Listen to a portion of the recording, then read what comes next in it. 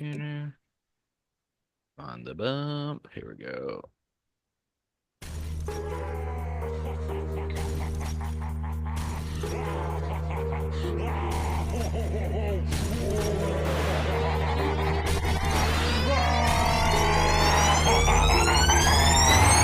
Yeah, we straight chillin', serial killing, three cold villains on the mic, got you reeling.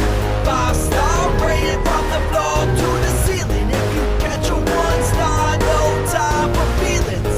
And a demon DJ on the ones and twos, by the name Beelzebub, so don't get confused. So grab a seat by the fire, roast them all over two, and prepare to hear the legend of the straight chillin' crew.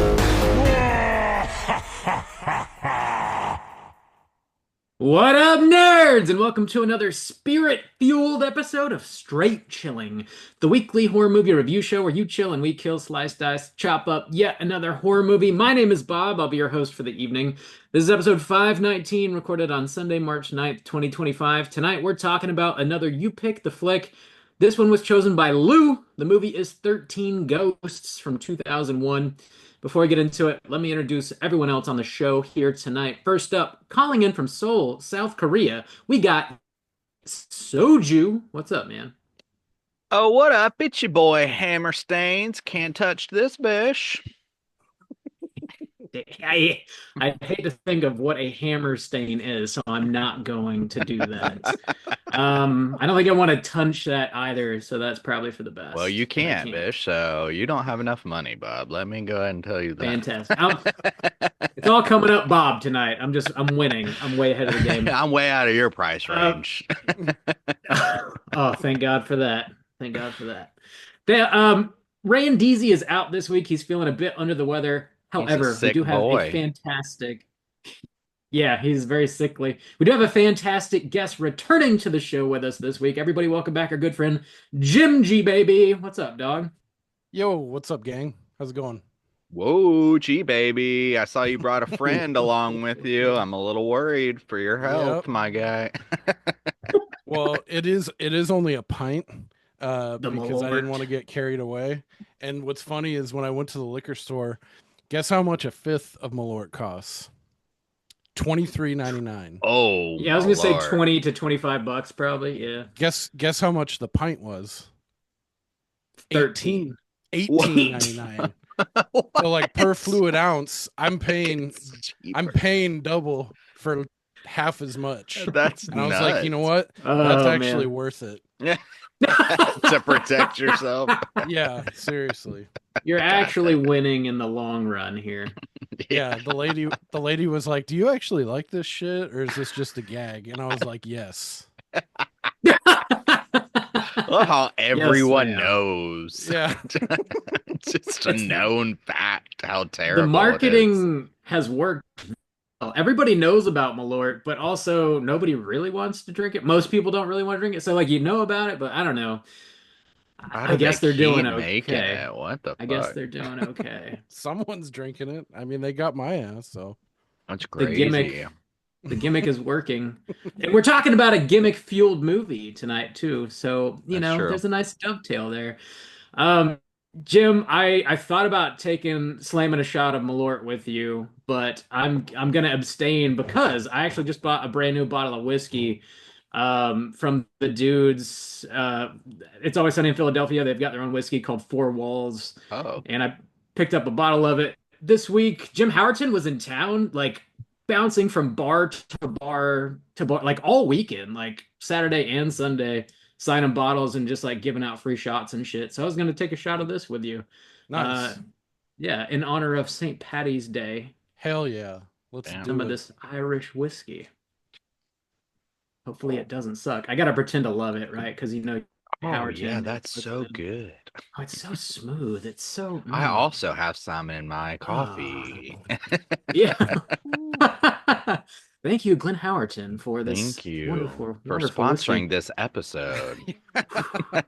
Cheers. I already took my shot. Sorry, I'll do it again. Oh, I mean, all right, right on.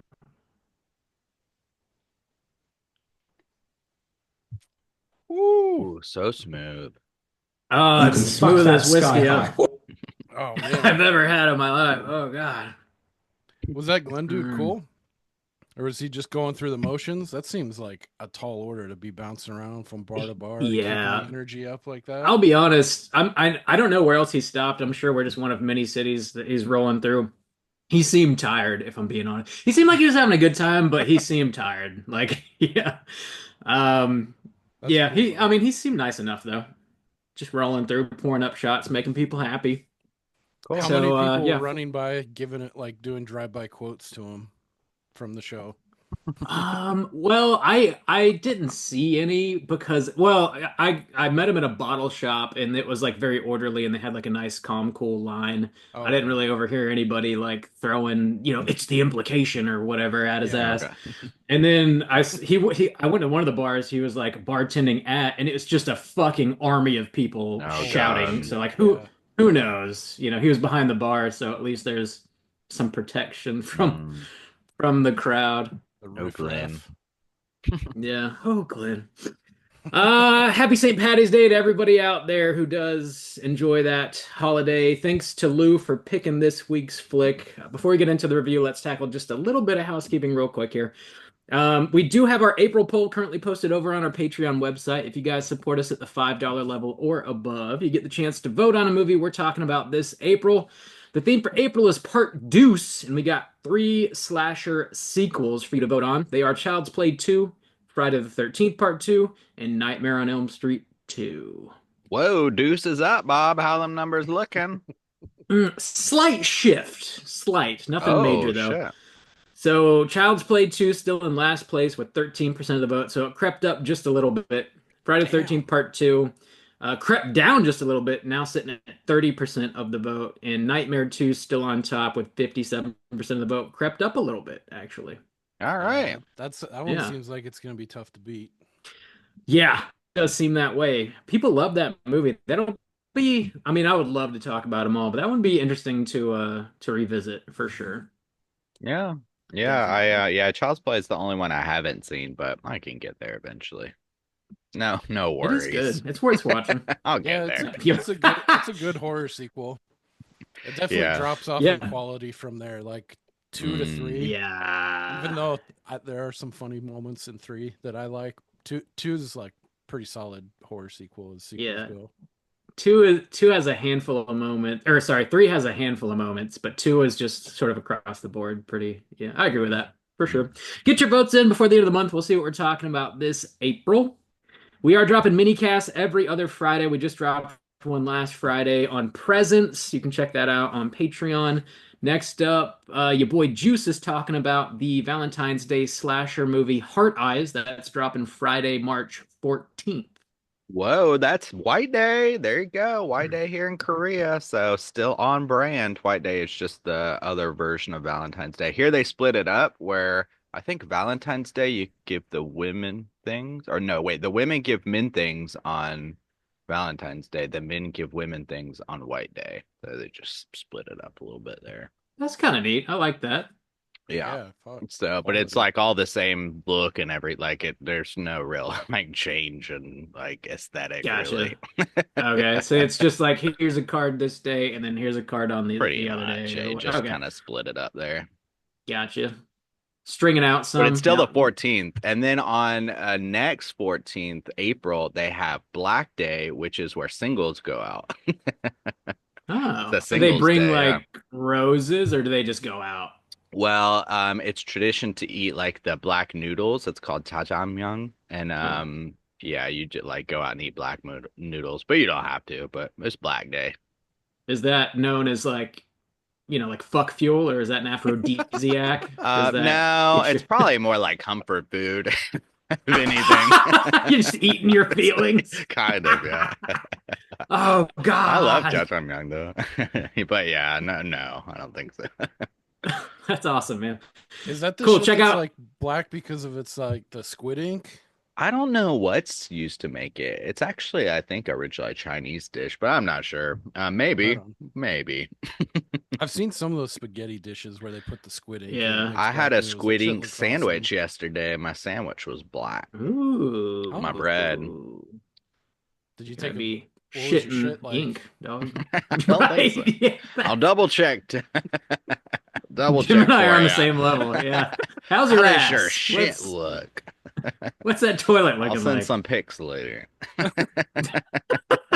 I don't know if I want that. I just want you to You tell me couldn't about afford it. it, Bob. I'm out of your price Yeah. range. Clearly, yeah, I need to get a second job for those shit pics, I guess.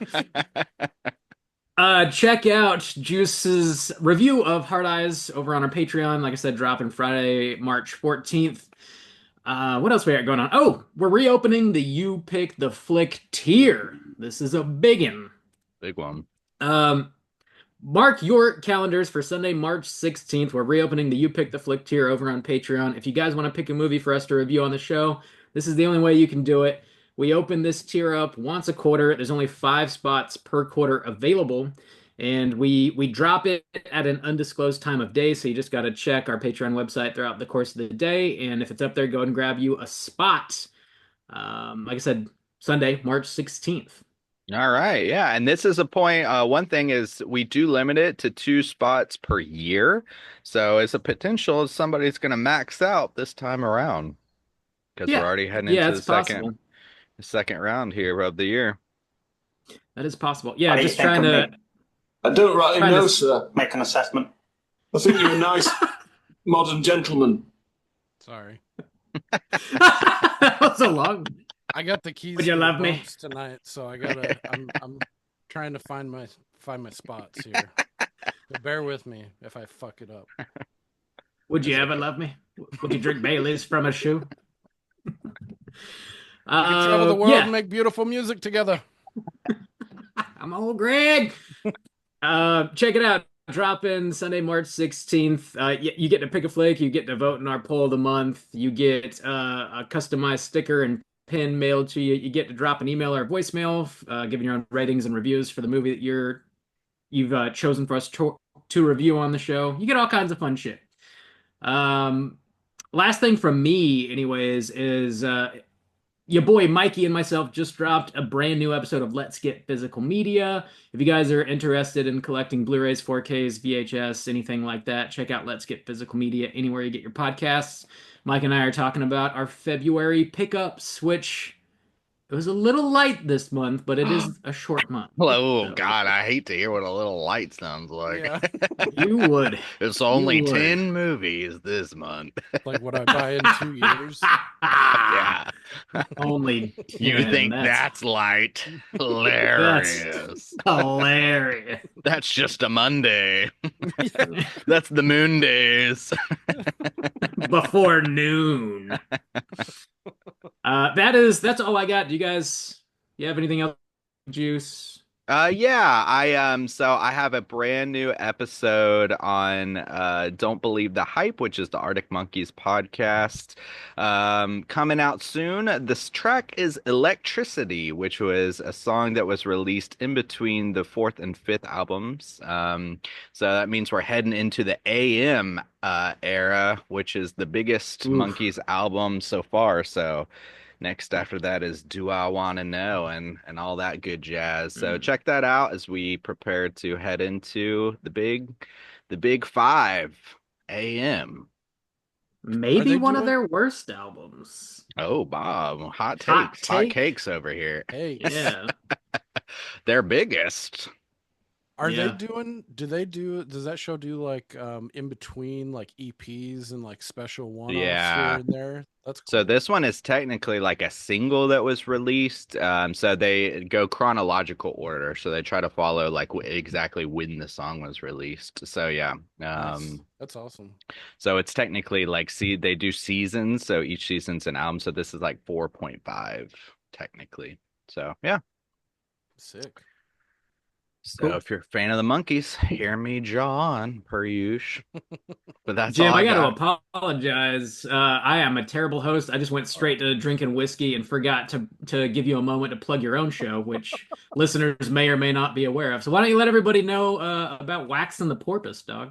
Yeah, sure. You are a coward, son of a bitch! Yeah, true. I contributed that too, and I do that a lot. I'm guilty of that on my show, just like getting worked up and getting right into the main event. So No worries. Yeah, we're actually on a hiatus for like 4 or 5 months, and we've kind of had a couple stop and starts. But waxing the porpoise anywhere you find podcasts. We just got going again and hoping to get back on the horse. So we just released one on a Charles Bronson joint Kinjite. So that's out for your listening pleasure. Um, yeah, it's basically like an Idiot Abroad, only with movies. My friend Steve is the idiot, and it's like a cinematic odyssey versus going to play like old poor Carl going to different places across the globe. So, if that sounds fun, check us out. Yeah, and y'all got quite the It back should sound catalog fun. because y'all are right at one hundo now. Yeah, hundreds. We'll be releasing episode 100 next week. That's crazy. Knock on wood. Hell yeah. If you want to hear Jim's co-host Steve talk about why Orca is better than Jaws, check out Waxing the Porpoise. Oh, you do. Trust me. You want to hear that. Mind blowing. Mind Yeah, blowing. we do need to do a 360 and cover Jaws and just have the linkage completed Yeah. there. Yeah, I would have to hear that. Um, I think that does it though. I think our house is officially clean. All right. This house is clean. All right, let's get into the main event. We're talking about 13 Ghosts, and we're kicking it off with the back of the box. What's on the back of the box? I don't know where that bump is. Oh, see what happens when Randy's gone? The Mhm. wheels come off. The wheels come off. All right. 13 Ghosts from 2001, rated R, with a runtime of an hour and 31 minutes. This was directed by your boy Steve Beck, who his only other directorial credit is a little movie called Ghost Ship, which was another Dark Castle flick. Oh I don't know if shit, you guys yeah. remember I that. didn't realize that. The only two he ever directed. He did some TV work for sure, but I don't. Those are the only features that he did. This was this is a remake of the original William Castle movie from 1961, I want to say. Written by Rob White, Neil Marshall Stevens, Richard DeVodio. Stars Tony Shalhoub, Shannon Elizabeth, J.R. Bourne, Rod Digga, introducing Rod Digga, by the way, F. Murray Abrams, and of course, your boy Matt Lillard. He needs no introduction. Also, his drool. The man can't stop drooling. I love it. I would never want him to stop. Can't stop, won't stop. Plot synopsis brought to you by IMDb is as follows. When Cyrus Kritikos, a very rich collector of unique things, dies, he leaves his house, fortune, and his prized collection of ghosts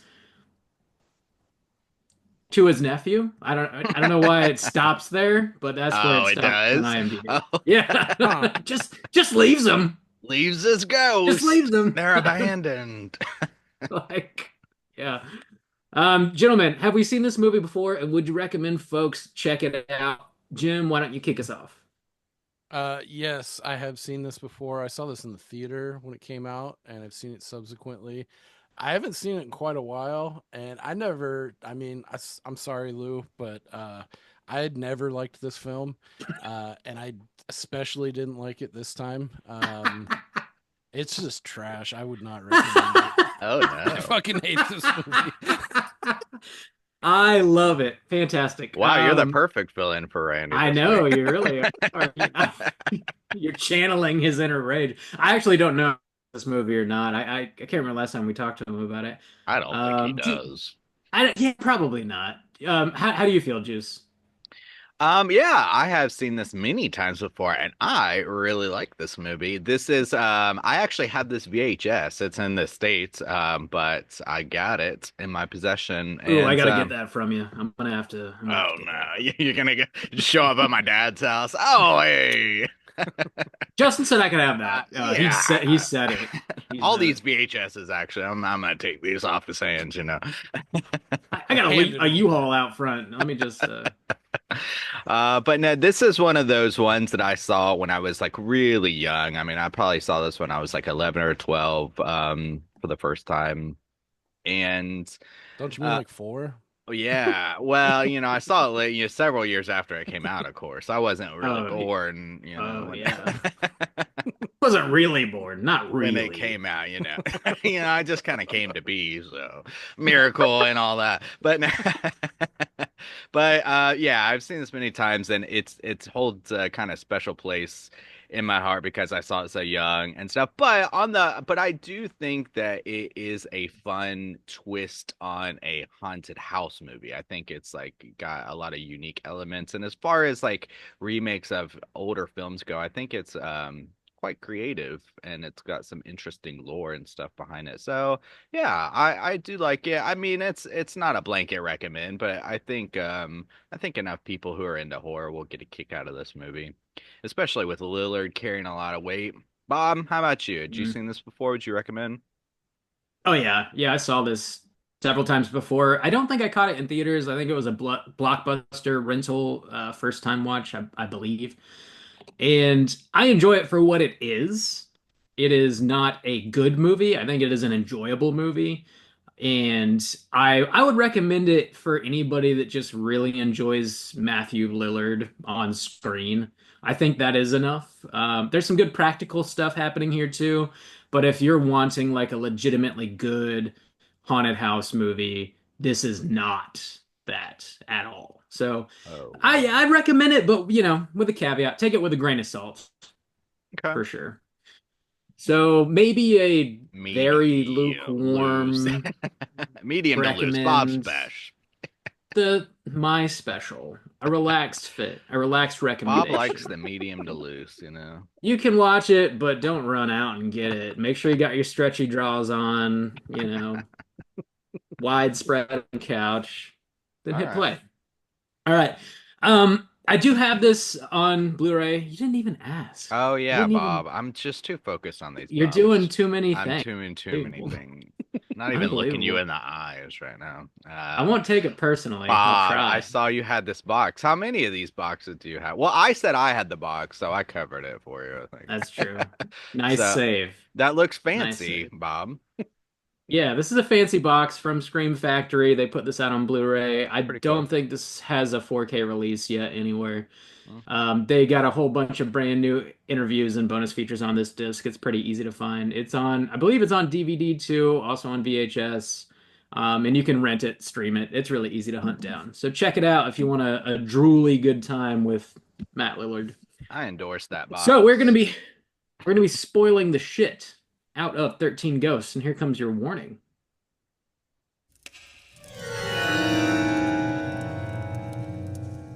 Spoiler warning.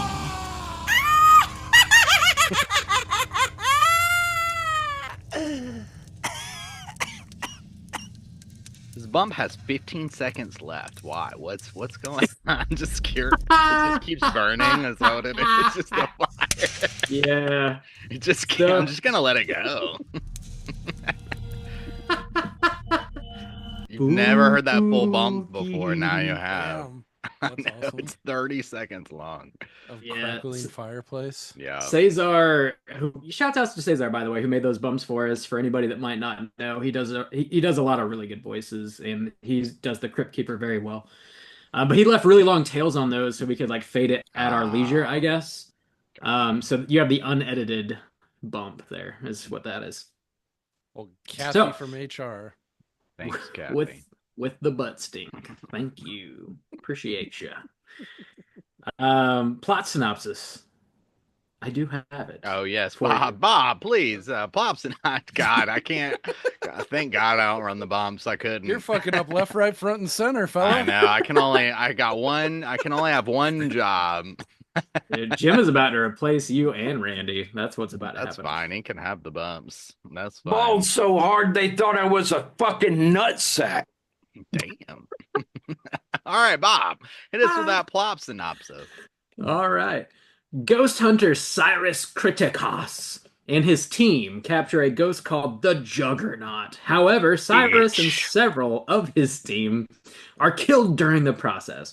Cyrus's nephew, Arthur, is informed by his lawyer he's inherited his rich uncle's estate and decides to move his entire family over into his impressive glass mansion. His family is comprised of his two children, Kathy and Bobby, and their live-in nanny, Maggie. Cyrus's psychic sidekick, Dennis Raffkin, meets the family at the house and notices the Latin phrases on all the glass walls are barrier spells. Turns out all the ghosts he helped Cyrus capture are being detained within the house. The clumsy lawyer triggers a mechanism that locks the house down and releases 12 ghosts. The lawyer's then cut in half by a sliding glass door. Dennis uses a pair of spectral glasses, allowing him to see the ghosts. A dangerous ghost called the Jackal attacks Kathy and Arthur, but they're saved by a random spirit called Kalina. They all gather in the library, and Arthur finds out the ghost of his wife, Jean, is also in the house. Kalina explains the house is a machine powered by the captive ghosts, allowing you to see the past, present, and future. The only way to shut it down is to create a 13th ghost via a sacrifice of love. Arthur realizes he must sacrifice himself to save his children. Arthur and Dennis go down into the basement to save the kids. Dennis is beaten to death by several ghosts. It's then revealed Cyrus faked his death to lure Arthur to the house, and Kalina is his partner and lover. Cyrus orchestrated the situation so Arthur will sacrifice himself, which will not actually stop the machine, but instead activate it by becoming the 13th ghost. Cyrus kills Kalina after she objects to putting the children in danger. All 12 ghosts are summoned, and Arthur witnesses them standing around a clock-like circle with his children standing at the center, surrounded by rotating and flipping metallic circles. Arthur then realizes Cyrus can't possibly be dead, or else he would be the 13th ghost already. So they fight while Maggie disables the controls, allowing the ghost to throw Cyrus's body into the rotating rings, slicing him to death. Cyrus then leaps through the rings to be with his children, and while the machine comes apart and shatters the glass walls of the house, freeing all the ghosts. Jean's ghost tells them she loves them before disappearing, and Maggie is quitting her nanny gig because the ghost things weren't in the contract, etc. Haha. Roll them credits. There you go. Nice. This is a Getting spirited too old for plot this synopsis, shit. fella. Yeah. I'm getting too old for this shit. Have you guys seen the original 13 Ghosts William I have Castle joint? not. I kind of wanted to watch them this week, but I kind of forgot about it also. So no. Yeah. Have you, same. Jim? No, No. I have not seen it, and I thought that would have been good to prepare and before this, and I planned on watching it, and I didn't because I'm an asshole. So I No, would like you're to have Fit that right kind of in. perspective of the original versus this because I go so hard against this fucking movie. So Mm. I don't think you'll love the original.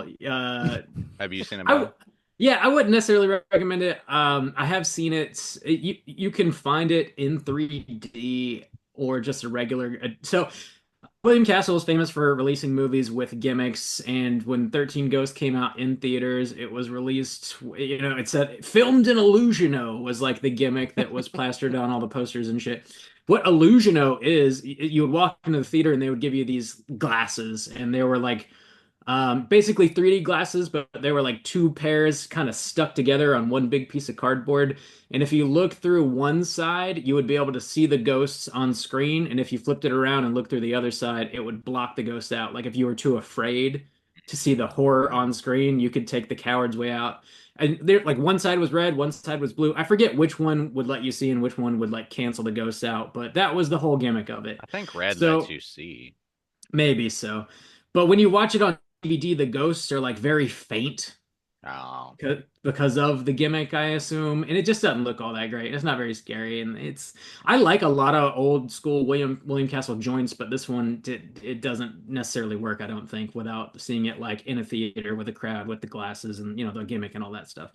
So not a recommend necessarily, but that's where this is coming from. And they do try to keep the whole glasses gimmick alive in this movie with Matthew Lillard wearing his spectral glasses that allows him to see the ghosts and stuff. I kind of like that. I also didn't realize until doing research for this movie that Dark Castle, like the production company of Dark Castle, it's so obvious, but they started as just being a company that was going to only remake William Castle movies, thus the Dark ah, Castle title. gotcha. I think they only Yes. did like two or three, and then had to like pivot because they weren't making money, so they started making What? their own movie. Right? Are these the same people that did House on Haunted Hill? Yeah, another William Castle remake. Yeah, yeah. Okay. Okay, that's pretty cool. Yeah, I didn't think about that. But yeah, I mean, as far as remakes go, like you said, I think they do enough to like really it seems like they were really trying with this movie. And there's a couple of Yeah, things about like the glasses, and when I mean trying to honor is I guess what I meant to finish that is they do the glasses aspect, but there's like a ton of lore here, a ton. And even separate from the stuff that we get in the movie, which I like the book and I like going through the pages and I like the artwork that they dedicate to each one of the Black Zodiac or whatever. But I remember too I think when we covered it the first time, like a long, long time ago, Bob, it was either you or whoever had it had the DVD or the Blu-ray at the time, and all the bonus features was like going through all the different backgrounds of each ghost and their yeah, origin story. And so now it's like available online and you can like look these things up and their stories and like how they got that way and stuff. And I always appreciated that because like you don't have to do that shit, but I think it does make this world richer, even though you're not going to be exploring it anymore. But I do think it adds an element of just like fun campiness to it, you know? I don't know. It's just something I appreciated back in the day, and I still think it's kind of cool. yeah. Yeah, isn't that like a microcosm of like how I feel like older DVDs used to be much richer in like additional features and extra content like that? Like, Yeah. and I know I went pretty fucking hard on the recommendation angle, like as a pure like movie going experience, like sitting beginning to end, dog shit to me. But there are things that I really like about this film, like you said, like the lore, the Black Hmm. Zodiac, like all the individual characters, and I do appreciate like the set design and everything that went into like some of the practical effects for like each ghost is Hmm. fucking sick. Like there are a lot of things that I do actually like about this film, but when I take them like, Oh you yeah. know, all 30,000 foot view and look at the view at the whole thing, I'm like, this doesn't work for me. I wish they could have tweaked it, maybe made it longer and done a couple things I'm sure we'll get into, but there are, just a preface, there are a lot of things about this film I do like.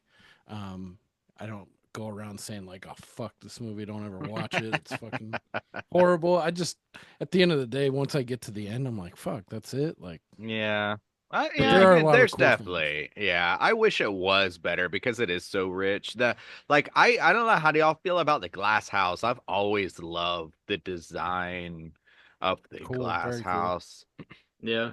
This is we get movies that have this sort of budget now, but it's very rare, especially in the horror realm. And I feel like they're typically given over to the more art house directors like your Ari Asters and whatnot.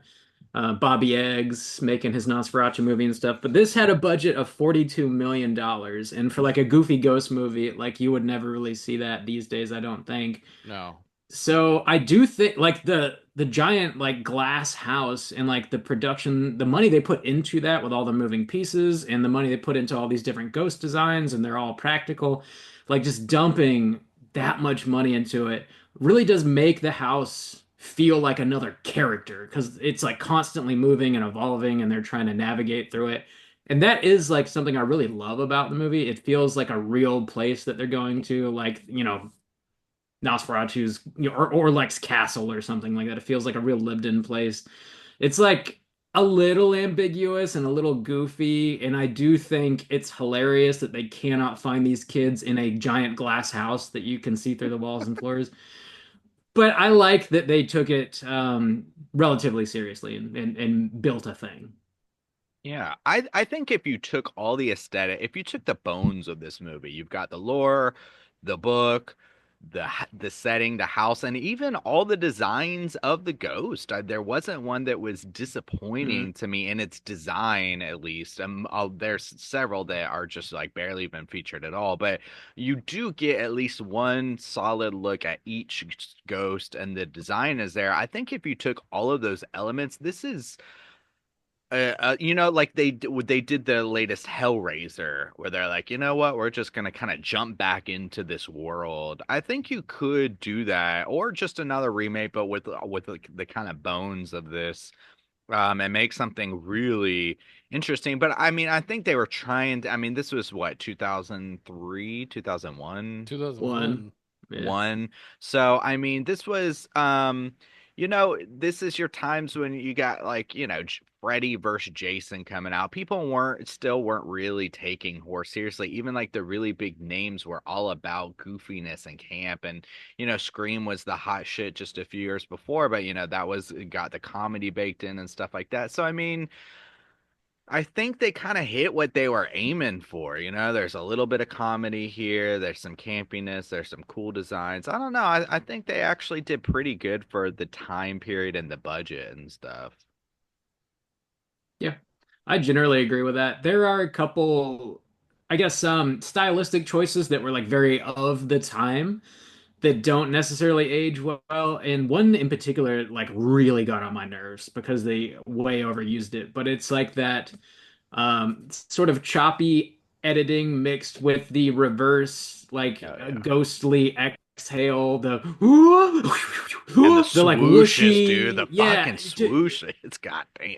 Oh my, it's like every 20 or 30 seconds that's happening. And I was like, halfway through, I was like, I fucking need this to stop. It was driving Are me you nuts. you talking like that flash cut that they would do, Yeah. almost like a Yeah. strobe effect? It reminded me of like That mixed with the audio, the Yeah, reverse and the whoosh, vocals whoosh. that they constantly, it sounds like a weird whooshing, but like in backwards. It's like recorded and they It's play it like a back. It mix drives me between nuts. cuts and whooshes. It's like whoosh, Yes, whoosh. yeah. And it gives you this like this weird like I'm having an epileptic seizure kind of thing, and yeah. it's constant throughout this movie. Yeah. It's That's very 2001.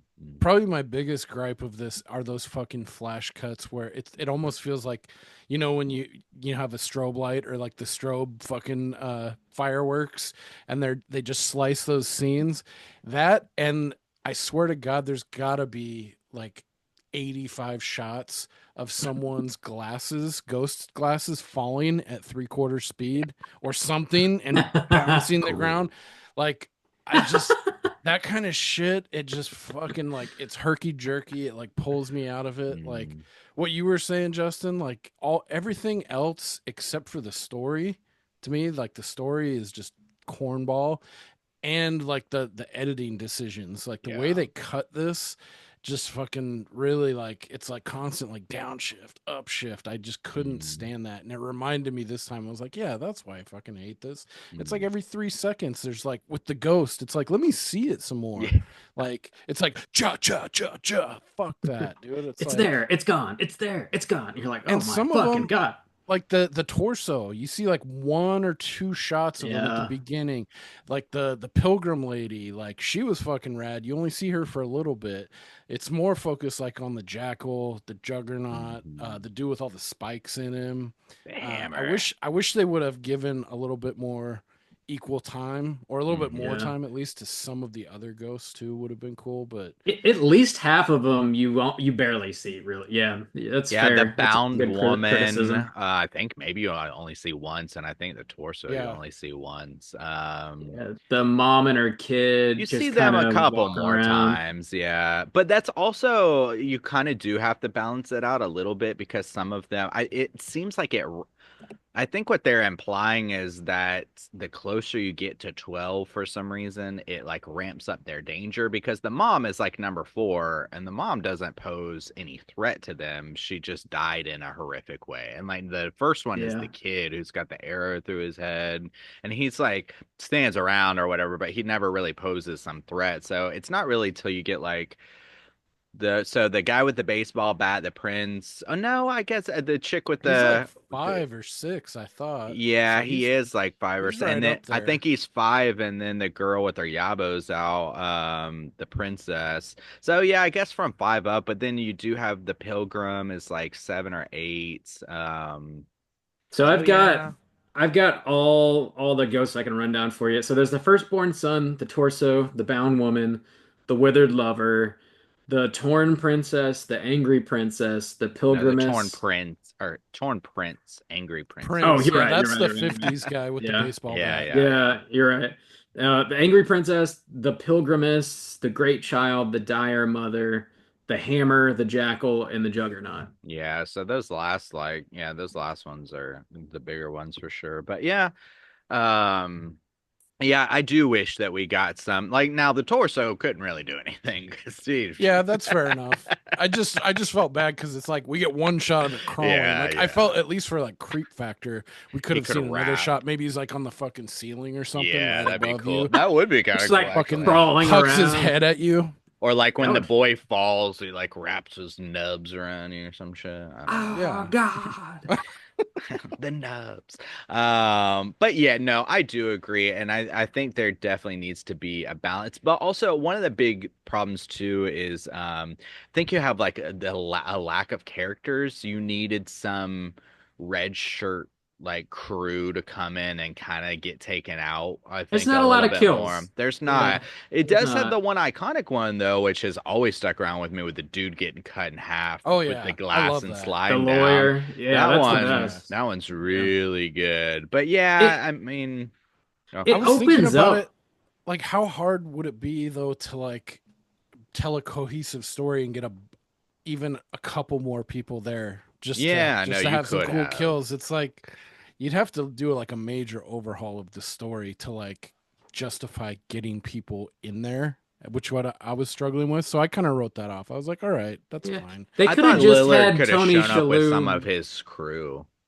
Yeah, that too. I was gonna say they could have had Tony Shalhoub have like four kids, and like actually they There would we have the go. balls to kill a couple kids. But like Shannon Elizabeth is like, why do they have a nanny? And they don't even kill the nanny. Shannon Elizabeth's like Yeah, 25 in this movie. Why can't she look after her little brother Bobby? yeah, Like also they're apparently broke, but yeah. they can How afford a that? live-in That's nanny. really Like, Yeah, stupid. damn. get the fuck Yeah. out of here. And she doesn't really Yeah. do anything. She's one of the worst. I would say the teenage, or what, the daughter or whatever. She's the absolute worst.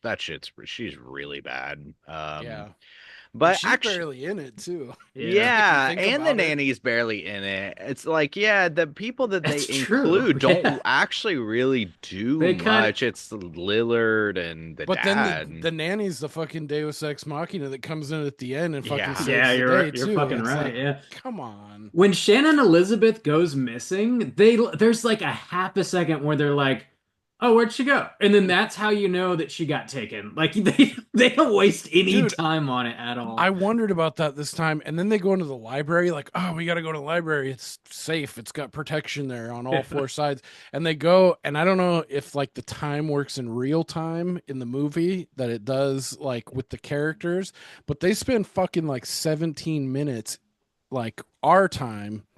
I don't know if that translates in the movie, but it's 17 minutes, and they don't talk about the little boy or Shannon Elizabeth one time. I'm like, dude, aren't you guys freaking out? You got ghosts right on your ass, and we haven't talked about your little 5-year-old son Yeah. and daughter at Yeah. all.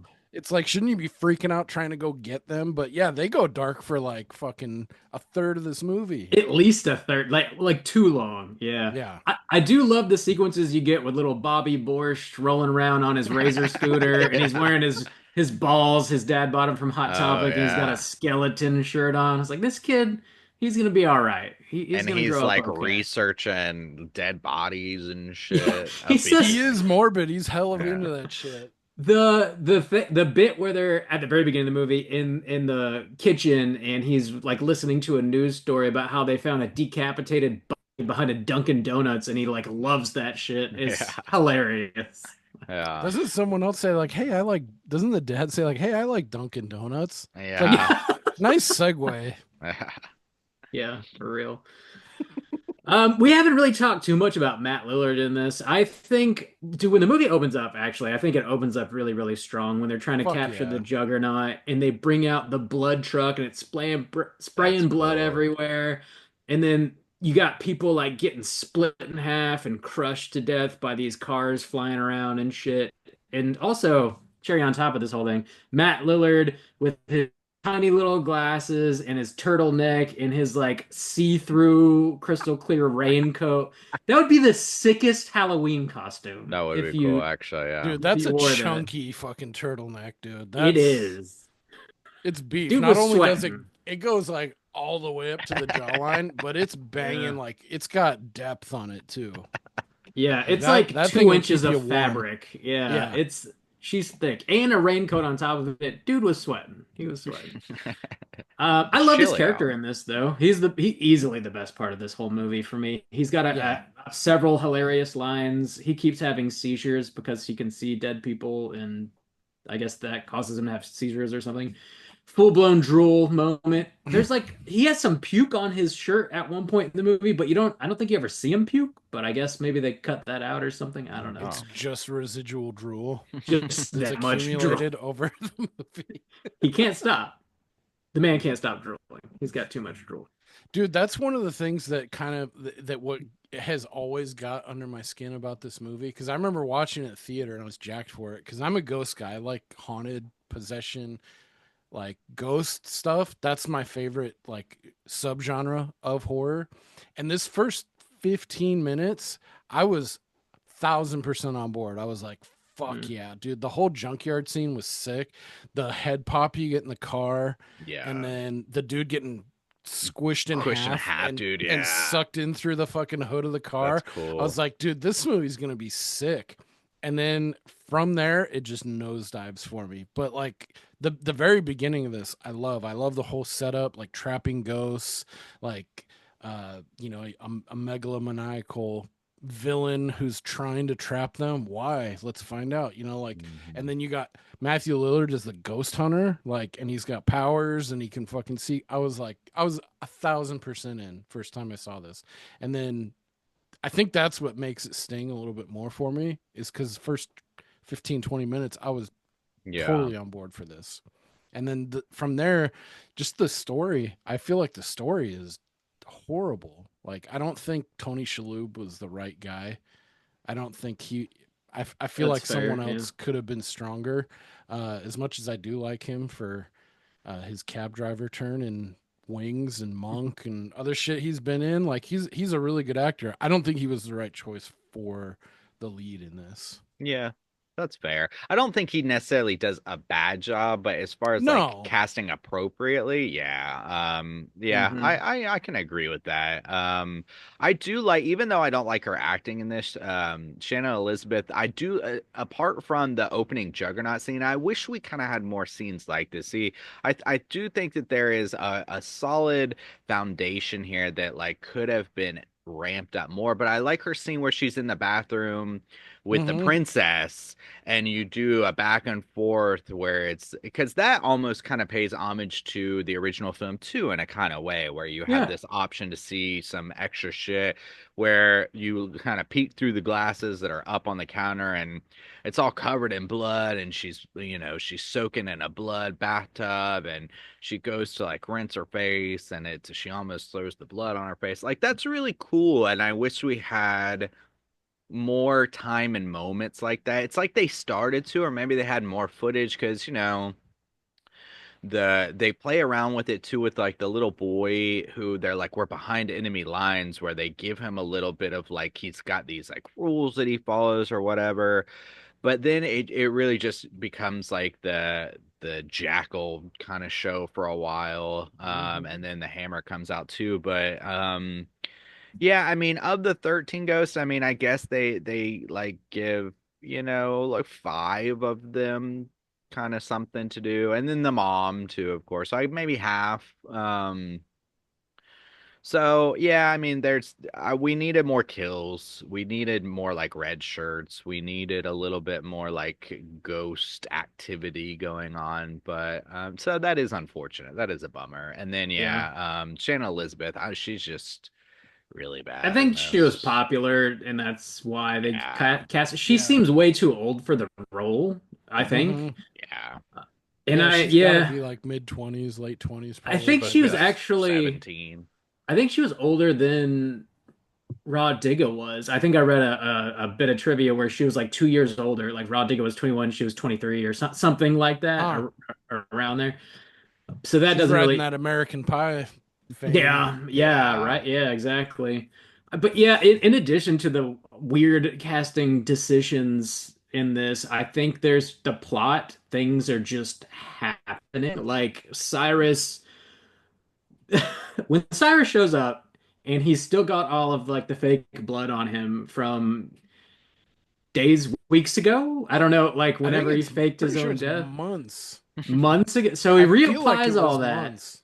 I to could be wrong. why? I don't know why. So because he never really needs to reveal himself to Yeah, he anybody. Like shouldn't have showed up at all. he's grabbing the kids, I guess, helping his lady, but like he doesn't ever really need to himself.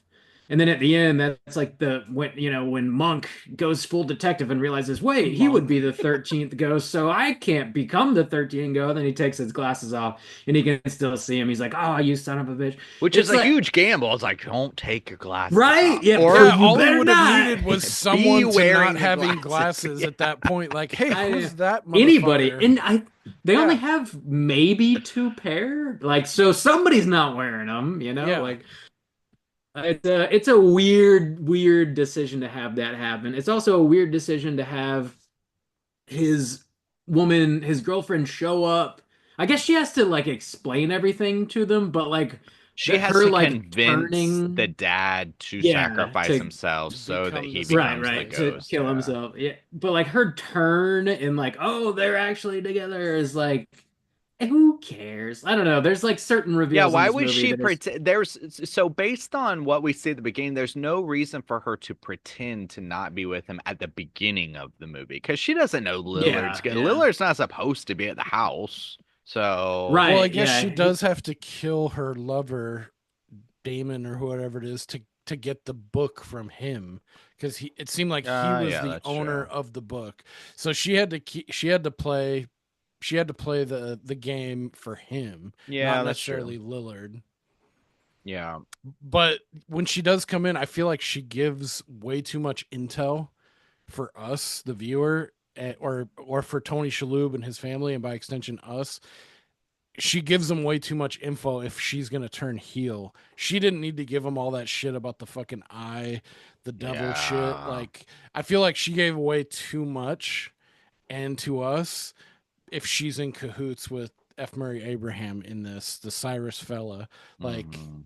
that's kind of, although to its credit to this movie, I still always forgot that she turned because I always want to think she's good because you think she's fucking Miss Honey from Matilda, like I this time I was like, oh fuck, she does turn. I was like, god damn it. It's been like 15 years since I've seen this, but I can at least give the movie that credit is like I totally forgot about that turn. Yeah, and yeah, they do try to do the whole Shyamalan, like, because that's the whole gimmick of it too. We're supposed to think Cyrus is dead, and so it's all for audience sake. But plot Right. wise, it's really stupid, and you Yeah. really don't need oh it at yeah, all. oh yeah.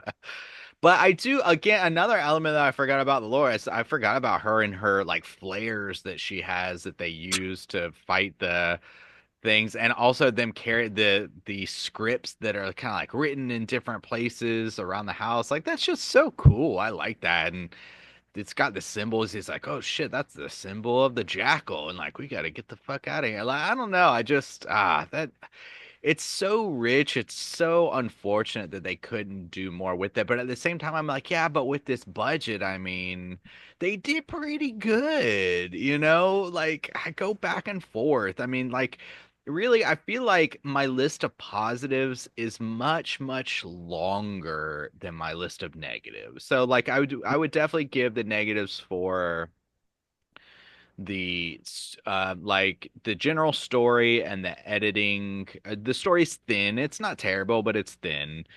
Well, um it sounds like you're landing the plane. oh, okay, okay, okay. Before you finish up, any other major points you guys want to hit on? We're about at that time, anyways. Anything else? uh no, I guess Not not. a, okay. Well, let us continue. Juice, you were already getting into it. How do you feel? Out of five, 13 ghosts. Yeah, so okay, the negatives is yeah, the story's too thin and some of the acting going on here is questionable. That the swoosh editing is not great, and we have a general lack of kills and a lot or like about half of the ghosts are like underutilized or not shown on screen enough. But the list of the positives are awesome house design, cool twist on a haunted house just idea. You know, we're gonna have this haunted house. Oh, it's fucking glass. Great lore. I love the pictures in the book. I love the book itself. I love the scripts on utilizing the glass house in that way of just having these glass panels and then just this awesome looking script on it. I like how it shifts.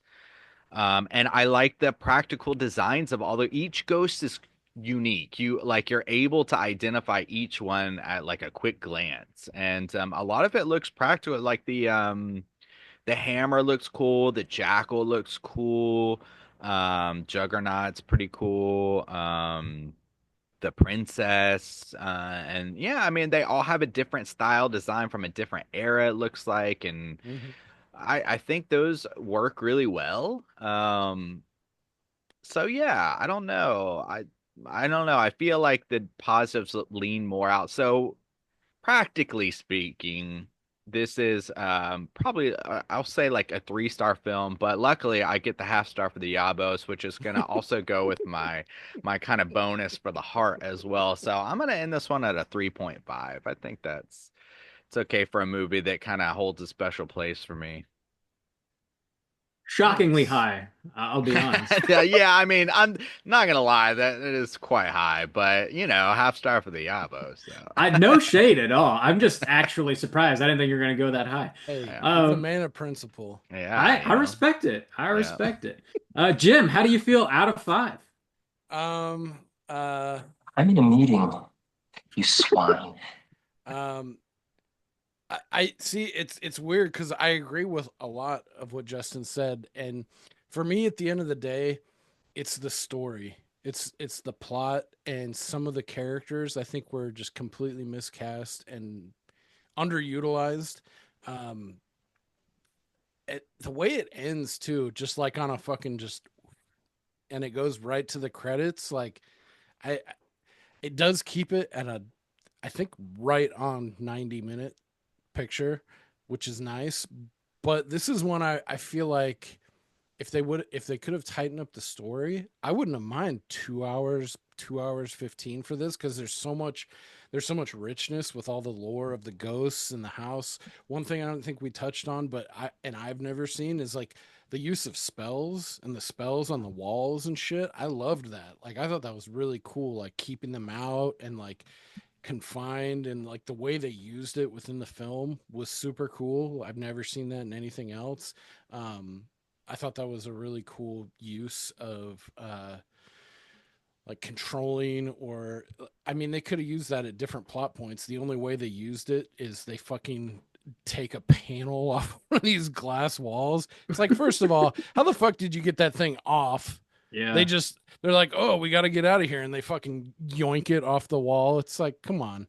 Um, and I I know that you have the limitations of a movie, and I'm not asking for like a montage for each of the ghosts. I just wish we could have got a little bit more from maybe a select few of them.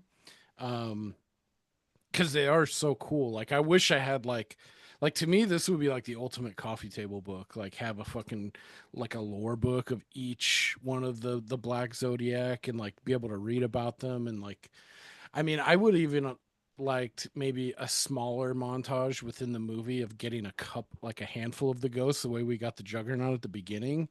If you could have somehow made that work with in the middle or right up top. But I think Tony Shalhoub was like, I think he's a great actor. He didn't do anything wrong himself in this film, but I think he was miscast. Um, I just wish the story could have been a lot tighter and just better in general. Um, I don't know how, but there like there's all these things that I do like about the movie, but just for me the A to B watching it in a run through it leaves me unfulfilled and like fuck man, like what could have been, like because like the Jackal is fucking probably my favorite ghost, and she gets a lot of screen time. But there's a lot of other ghosts that are really cool too. I wish we could have seen a little bit more. Maybe had a couple more red shirts, or even just like the first ghost. Maybe like we get someone nicked, like one of their ears gets ripped off because he's like in a corner and he fucking rips off a bow and arrow, and like the main dude loses an ear, something like that. Like maybe a little bit more stakes. It felt a little too soft, but anyway, sorry. Long way to say I'm going to give this a solid 1 star, largely CGI. That's not true. I did appreciate the practical effects and everything, but yeah, I gotta go 1 on this because it just leaves me fucking wanting more. We need a 13 Ghost prequel, is what we need. Yeah. Jim, in lieu of the coffee table book, all you got to do is buy this on Blu-ray, and when you have people come over to the house, just pop that bad boy on, go to the bonus features, and you can Oh, just yeah. run them down. Hey guys, do you want to see the backstories on the 13 Ghosts from the Have it 2001 movie 13 looping, Ghosts? on the TV. Back Just at the yeah, never house turn it party, off.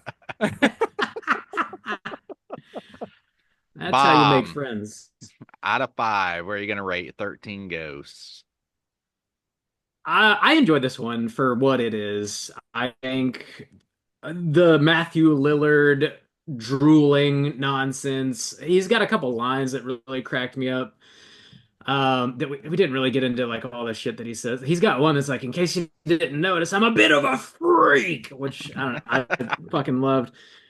The ghost designs are really cool and they're all really original. Just some of them you barely get to see it utilized at all, which is kind of a bummer. The design of the house is super cool, even though it's like a little ridiculous. The opening sequence is really badass. I think the kid, Bobby, the actor they got to play him, actually did a pretty good job when it comes to child actors. Strangely enough, I think the older actors in this are like maybe a little miscast, or I don't know that they're doing a bad job, but they feel like maybe they're phoning it in or just miscast. I don't know. F. Murray Abraham, I guess, was pretty good as the bad guy. Yeah, it was Um, solid. confusing decisions when it comes to the plot. Stuff doesn't really make sense other than to surprise the audience. Like I don't think anybody that was actually trying to build a house and fill it with ghosts and fake their own death to trick their nephew into moving his family into it so he could lock him down and convince him to commit suicide so that you could gain access to see the past, present, and future would do exactly these things, which I've thought about a lot. I know exactly what I would do Oh, yeah. to make that happen in my own life. So, yeah, the kills though, really just not enough gore in general. I don't think a couple decent scares, maybe. Like I said, that whooshing sound and like the bizarre cuts and editing choices are fine if you do it a handful of times, but it's constant in this movie, and it drives me kind of nuts, to be honest. Overall, though, it's fun. Like I don't regret watching this movie. Anytime I put it on, I have a good time watching it. I think it's definitely more good than bad here, but it is dated as fuck. But maybe I have a little bit of nostalgia for the time. And I also think just the production company that was born with the idea of purely remaking William Castle movies is just fucking awesome. I'm really, really down for that idea. I think that's cool, even if it didn't work out ultimately. So I'm gonna give this a 3 out of 5. More good than bad. Hey, Damn. Bob, There you're you right go. there with me, though. Talking about how Pretty high I close. rated it. Like I I said, no shade at all. I was just surprised. Hmm. Yeah. I was for sure Uh, you were sitting at like a 2.5 or a 2 even maybe. yeah, I don't know, maybe some nostalgia happening here, but it's just I enjoy it. Yeah. Also, Lillard he's a charmer, he carries some weight here. But I feel pretty confident Jim is probably right around Rand. I don't think Randy likes this movie at all. So Yeah, it you're balances out either representing. way. Yeah, Yeah. listening to 500 plus episodes, I feel pretty confident thinking Yeah. that he would not be a fan of this Yeah. film. So That's fair. I'll champion Randeezy on this one. He'll be Team proud. If Randu. if he ever listened, which I know he won't, I'm sure he would be proud. He might listen to this because he's not on it. So maybe. I don't know. I don't think so. I don't think so, Bob. Maybe. That's going to put our aggregate at a 2.5. And like I mentioned earlier in the show, whenever you guys pick a movie for us to review, you have the opportunity to send over an email or a voicemail with your own ratings and review. And we do have a voicemail from Lou. You got that pulled up, Juice? I think so. Here we go. Cool. Oh my God. you've changed the message and you've completely thrown me off. Okay, hi. Hi Dracula and Straight Chilling crew. It's Lou. I'm calling with my very brief review of 13 Ghosts. Thanks for doing it. Yeah, so I watched it last night, and yeah, it's not very good, is it? Having said that, I absolutely love it. It's got a lot of nostalgia for me. It's very of its time. I love Tony Shalhoub. I think I might have picked it because I was flip-flopping and then I was watching Monk and I was reminded of how much I loved him. And can I just say as well, why is his wife always dead in every, like, his his reason for being in these things seems to be always his wife's dead. Anyway, Matthew Lillard is freaking awesome. Love him. He's reaching Nicolas Cage level of deranged in this film, and I'm here for it. I can't get enough of him. He can spittle and seizure and do whatever as much as he likes. It's amazing. Shannon Elizabeth being Tony Shalhoub's dad. Sorry, not his dad. Her, the daughter. What the hell? That's a bit weird. And where the hell did the kids go? They seem to vanish for half the film and then show up in the middle of the thing at the end, which was a bit odd. There must have been missed scenes, clipped out scenes, or deleted stuff or whatever, because half of it didn't even make sense.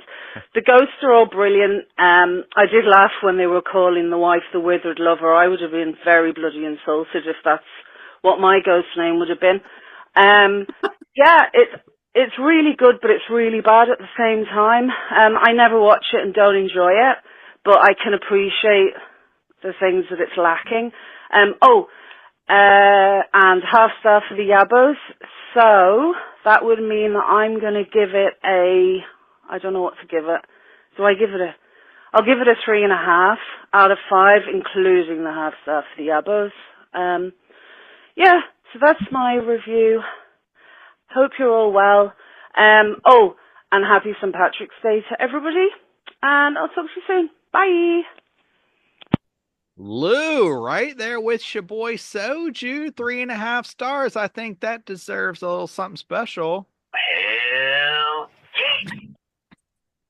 Oh my god. Hard with soju, fella. Oh. Hell ye. Unbelievable. Unbelievable. Not the score, just the self-gratification that we're seeing on display here. That's Randy did get a chance to call in real quick to give a score since he couldn't be on tonight. Oh, he did? Okay. I love ass to mouth. I love ass to mouth. I love ass to mouth. So that's what Randy had to say about 13 Ghosts. I don't know how I fuck took yeah. you seriously. I just I don't was I hooked you, had me hook, line, and sinker, Yeah. man. I was like, oh yeah. In Randy. case you missed that score. I love ass to mouth. I was like, what a trooper, man. No. He's really coming through. No. Not at all. That's awesome. Hey Lou, thanks for picking this flick for us. Definitely a fun one to talk about, and we really do appreciate it. Hope you had a lovely St. Patrick's Day, and yeah, awesome. Love to hear it. Let's jump over to our Rotten Tomatoes segment and see what the critics and users have to say about 13 Ghosts. Oh boy. Certified. Okay, so today I'm going to be running Rotten Tomatoes since Randy is out, and this is the game that we play where we have these boys try to guess what the overall aggregate score is for the critics and then the users for 13 Ghosts today. So I will start with my boy G Baby, and we'll start with the critic score. This has 94 reviews. So out of those 94 reviews, where out of 100 do you think it has landed? Well, to be honest, I think Bob is just playing against himself this round because I have to go either 69 or 86. So I'm going, I'll go up top with critics. I'll go project. 86? Give me 86. Okay, we got the boys. The boys are in play. Bob, where are you going to go? Man, I think this is going to be low, honestly. This is not a critical darling at all. I could see it being in the teens. I won't go that low because Jim went so high, but I could see it being that low. Honestly, this movie's stupid. Really. Um, it is, but it's fun. It's not made for the critics for sure. So, I'll take well, I mean, I'll take the comedy number. I'll 69. Why You're not? gonna take the under with the 69 dudes. Dudes versus boys. All right, we'll see who comes out on top.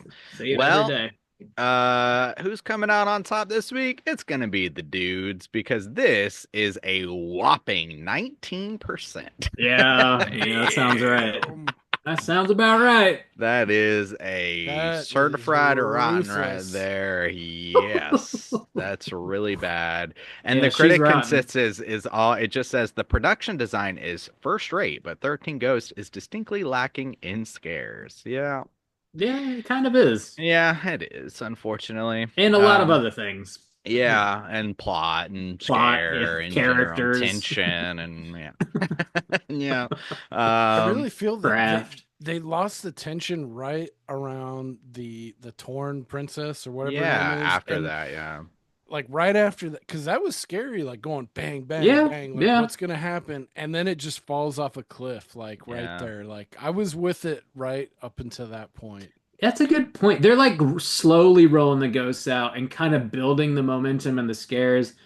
Yeah, and you're right. I think they just like, I don't know, the kids go down and then they vanish and then everybody goes in the library and then they just fuck around for a while. Yeah, shouldn't those fuckers? We should have seen something them being terrorized because at that point there was at Yeah. least 11 ghosts loose in this motherfucker, and they Well, were gone. But we don't know how long that they were tied up by fucking Miss Honey in that the eye contraption. to Like be maybe if you would have fair, given us some insight on like what you did with them, like maybe I can apologize, like that can be apologized for, but the rest of the house, if they're just running around and they got 11 of these fuckers running around and they're high powered, they're supposed to be like top dogs of each type of ghost. It's like I feel like they something would have happened to them. Yeah, that's fair. there Yeah. was that attack on the daughter by the Jekyll when the Jekyll's first revealed. That also was pretty tense and scary. So That's Yeah, that the was right. jackal after is when it's that was dragging her. after the princess. Yeah, when it Yeah. like does the Freddy Krueger Yeah, thing, kind of she's up the wall and the dad's like, I don't have to go. Like, what the fuck is going on? and Yeah, then he puts them on. He's like, "What the yeah. fuck?" That was pretty good. But that was the last. So you had the princess, and that really built the tension. And then the jackal was let loose. And then, yeah, after the jackal, it's just like all bets are off. Dude, I should have. I Mm. guess we'll get into it in Cooter of the Week, but I should have given point 0.5 for the Albus too, because she had, dude, nominating myself, putting myself up there for Cooter of the Week. She did have a nice set of cans, dude. Like seriously, Well, Bob, you gotta change that score real quick, go back. Oh, I go back. it's set in Look at that. stone, brother. Don't forget There to was add Randy's score as well. there was another decent kill that we didn't mention. The Matthew Lillard kill. I believe he gets his back broken. Yeah, The jackal like breaks his back in half across the pole or something. Juggernaut. Yeah, Juggernaut, yeah. see, like that. I wish like they could have done that and like ripped him in half, and let's see some intestines or some viscera or something. Let's get that R going. Like I thought Yeah. that would have That given me a arc. little bit more. Yeah. Boys, we got to finish this game. So Yeah, Oh yeah. so hopping over to the old popcorn meter. This has 250,000 plus damn. ratings over here. So I'll go and we'll flip it and reverse it. Robert. Um, yeah. Out of 100, what are you gonna rate this? I think this will be higher because of the sample size being so much larger. And I think people do enjoy this for the camp factor and probably some nostalgia happening here for some folks too, rating it. So I'll take 69 again. Doubling down on the Doubling Damn down. points. you, Scuba Steve. I was gonna work yet myself and go 69 from 86, but I mean, keeping to my code, I gotta go 86 as well. All Give me right, the double down on the boys. dudes. Double down on the dudes. Well, instincts were right. It is higher, but not that high. It's still Uh-oh. sitting at a 49%. Bob is gonna sweep Whew. this week. I just wanted to get you the hell skeet sweep, fella. We sweeping the game is skeet rigged. tonight. The game is rigged. Hell yeah. Sweep, sweep it. Hell yeah. Stepping in. Hell yeah. Was that Todd? I think that's a 2 p.m. Todd That's bump. 2 p.m. Todd. I got to use these Fuck bumps yeah. that Randy never uses that I have for some reason. We sweeping skeet tonight. Oh, Bob's sweeping dust tonight. Whoa, Oh, Bob's boy. a little dusty. Damn. Dusty Dick Bob, we call him. That is true. They call me that. They do call me that. That's what we call him. For a long time now. Yeah, Bobby Borsch with the dusty dick. Yep. All right. Well, I already read the critic consensus. I wasn't looking. I don't see anything super funny here. Let me do a quick look on the negative reviews. No, these are all nope, nothing funny here. All right, well, we can move on. Bob, you got any trivia on this thing? Yeah, just a little bit left. Let's go ahead and do it. Okay. It's totally time for trivia. All right. So this movie was only the second Dark Castle Entertainment production. It was a critical failure, as we just discussed, and a financial disappointment, though it did surpass its own budget at the box office. It earned $68.5 million on a $42 million budget, but when accounting for advertising and marketing costs, it ultimately did lose some money, which discouraged Warner Bros. From remaking any more William Castle horror films, which was, the plan. And next up, they released Ghost Ship in 2002, which was based on an original screenplay, Okay. which was also a disappointment. failure. Yeah. So, the pivot didn't really help too much, Nope. I guess. This was Shauna Lawyer's only film. She attracted a small cult following thanks to her brief role as the Angry Princess. Looking at you there, Jim G. Baby. Rumors circulated that the role was actually played by porn actress Aria Giovanni using a pseudonym, but that's incorrect. I thought that too. Yeah, that's been like However, fans like fuck. However, Miss Giovanni was in the adult parody titled 13 Erotic Ghosts in Of 2002. Nice. So you There can you check go. it. Nice. Noted. Oh, Gotta add that man. one to the list for the side That- project to where we only cover the porn parodies of horror films. I'm blanking on his name, but I'm pretty sure the dude that directed Chopping Mall, where we talked about all the porn parodies that he also made, I think he did direct this Oh one my too. God. Okay. I can't remember his name off the top of my head. But that title sounds very familiar to me. He's the Not that I director of own it. Shopping Mall. Butts. Yeah, the director of Shopping Mall. I'm pretty sure he did 13 Erotic Ghosts as well. I'll check it out. Nice. Good for him. Good for him. Last bit I have. Last Sure. bit I have. You got it? Is Jim There's me on the Wynorski. Shitty bars again. Wynorski. Yeah. Yeah, I'm pretty sure that is him. In the Juggernaut's backstory, it is explained that he, in fact, was a serial killer who would pick up female hitchhikers and take them back to his junkyard to tear apart with his bare hands. He was killed by a SWAT team after he unknowingly picked up an undercover SWAT agent. A little bit of backstory there. Cool. I don't remember if all the ghost backstories were that in depth. They on the do. I have some bonus of them. Do features. you want some? Yeah, if you got some more, yeah, you can blast Ooh. through. Give me. Do you have I do, anything I else? like Give that. me I just a noticed- second. I noticed No, that because that's like the Juggernaut, like when like he was walking and you get like actual scenes without it doing that fucking strobe cut every yeah. 1.5 seconds. He had like bullet holes like in his arms and shit and like through his Yeah. body. Like I was trying to like I watched this like 3 times before this, trying to like zero in Damn, on the brother. ghosts and stuff.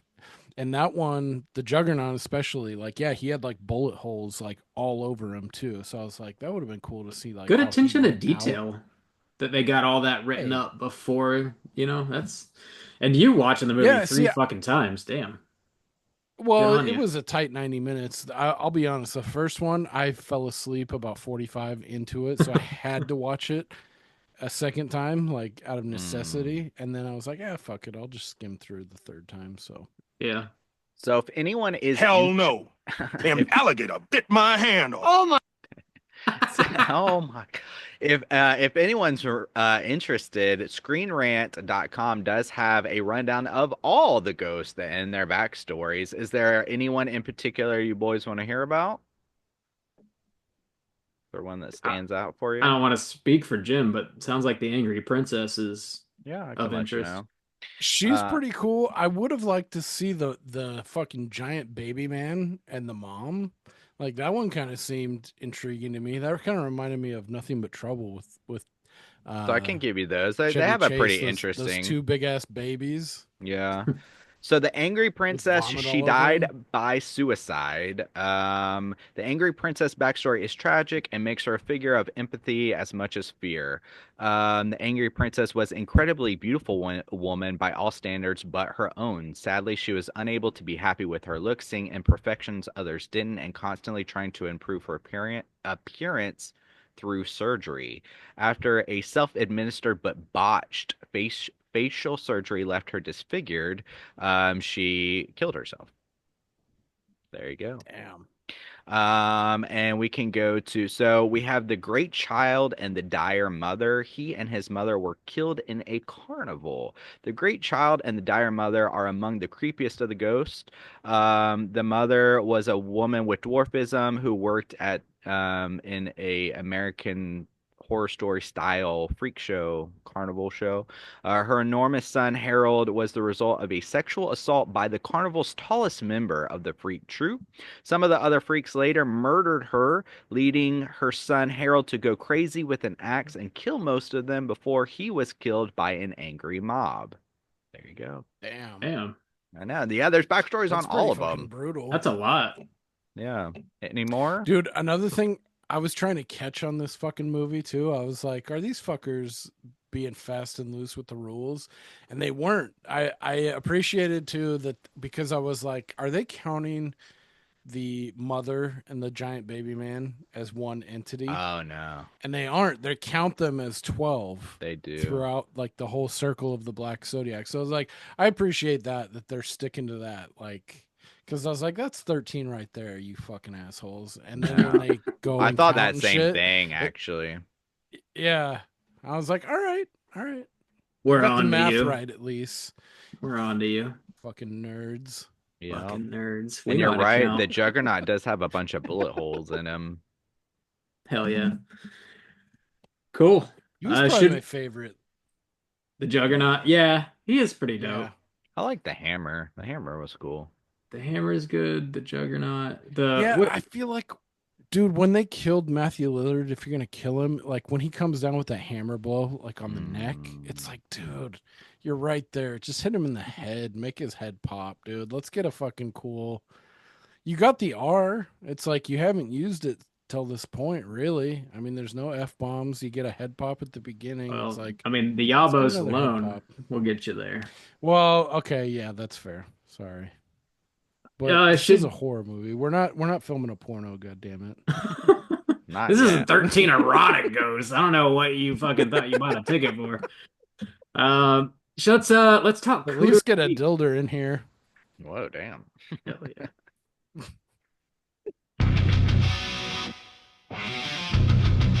Straight chillin'. Gooder of the Juice, what is a cooter and why do we hunt them? Okay. Cooter's character type and a straight chillin' exclusive. Cooter has to hit 3 of these 5 points to be considered a cooter, but we want the cooter with the most points. The 5 points of cooterdom are sexual deviance, manipulation, smug arrogance, overall looking attire, and overall patheticness. Boys, I think we got at least one cooter this week. Maybe more. Gotta be Cyrus, right? Cyrus the Virus? Nope. I was gonna go. The most obvious was the fucking lawyer. Oh, the lawyer. Okay, yeah. Okay. Mm-mm. Well, let's Does start with the say- He says lawyer. nice tits. He says Yeah. nice I tits forgot to about that. That's Yeah. true. a Yeah. princess, and Mhm. he's going after the loot. I mean, looking attire. I mean, standard lawyer attire. Yeah. Um, But but did manipulation. he have to dress? Did he have to dress that way going into a ghost house? So maybe you can get him on a technicality there.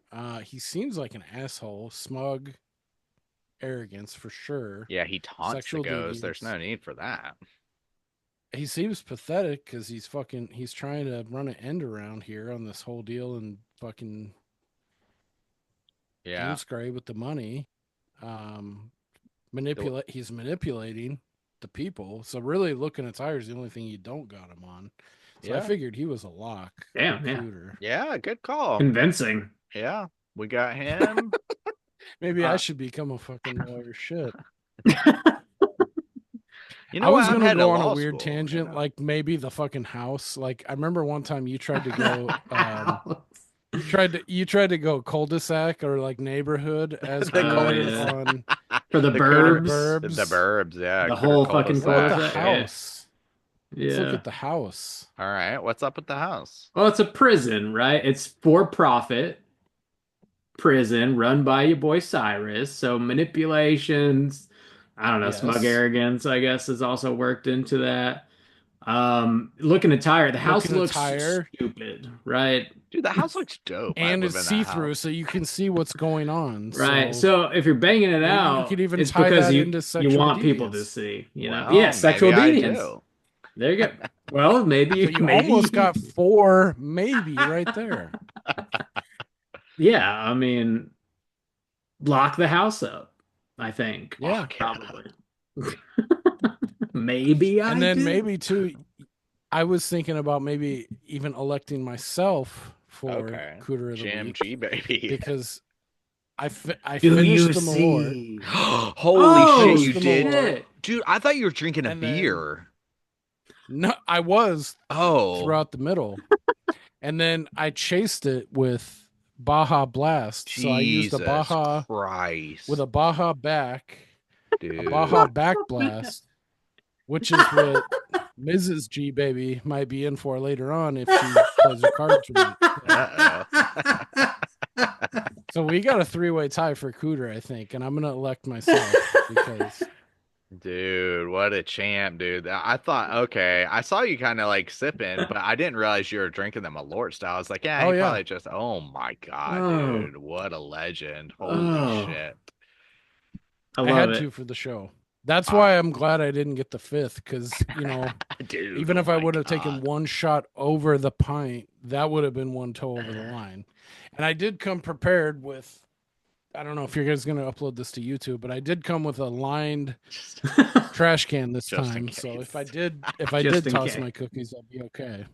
It wouldn't leak It through the will basket go up. It will go up on YouTube. So, you know. eventually. Yeah, I'm feeling pretty solid right now though. So I ate a nice meal beforehand. So, Good. anyways, I Cooter, would. I'm I electing couldn't tell you were myself. still drinking Malort. So, Hey, I thought you were sipping a beer. I was sneaky about it. I didn't want to make it a big show. a Well, humble I also man. drank this entire bottle of 4 whiskey. Actually, if you look rare, if you Oh, stop. yeah, I didn't see. really at all. I'm just kidding. I wouldn't be able to fucking talk if I did that. Jim, you're a good man. Happy St. Patty's Day. Happy St. Happy St. Patrick's. Patty's Day, y'all. Lock the house up. Lock everybody up. Throw away the key. Lock them up. Hide All your right. kids. Hide your wife. Jim's twisted on that Baja back blast. Look out. Boys, let's talk about what we've been watching this week. Yes, let's do that. Yeah. Hey gang, what you been watching? I just found the what's on the back of the box. Nailed it. It's in the W's. Just in time. Yeah. Jim, besides 13 erotic ghosts, what have you been watching this week? Let's do it. Let's see. I've been going back to the theater actually quite a lot. I got the Regal pass. I don't know what the fuck it's called, but where you pay like 18 a month and you get unlimited. So we've been fucking using that hard. Saw Paddington in Peru, banger if you have Nice. I kids. love those Um, movies, dude. They're so good. dude, Paddington's sick. The three is definitely a drop off in quality from one and two. I mean, those are like the fucking pinnacle. You can't Yeah. you can do no wrong. But three is still fun. Antonio Banderas is a lot of fun in it. But like horror centric, I just saw the monkey, and I think I got a fall right around Bob where I was like, I'm not really digging this. Like I couldn't Yeah. put my finger on why. Like I liked the gore.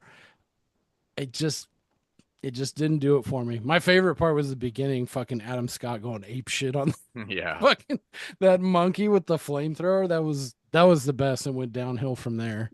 I really did like the for some reason the hotel electricity, the pool scene. I Yeah. wasn't expecting Oh that at yeah. all. It just I found it funny, even though it's not funny. But I saw the monkey, enjoy I enjoyed the experience. I didn't like the movie. I thought it could have done a few things different to carry it over the line for me. Um, I actually caught up on Invincible from my nephew's request because I saw the first season on Amazon. It's like an animated superhero show akin to The Boys. I watched the first season back when it came out in 2021, and then I just fell off of it completely.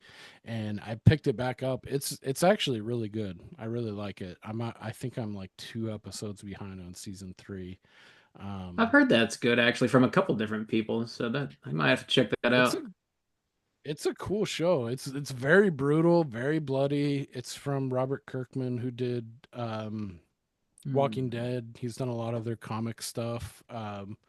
It's brutal shit. It's basically it's very similar to The Boys, but I feel like it's got a different tone. It's got a very different tone. It's more likable to me than The Boys. The Boys feels more mean spirited and like political and kind of more in your face, whereas Invincible is more like you can turn your brain off. There's like space stuff going on, but yeah, that's what I've been watching.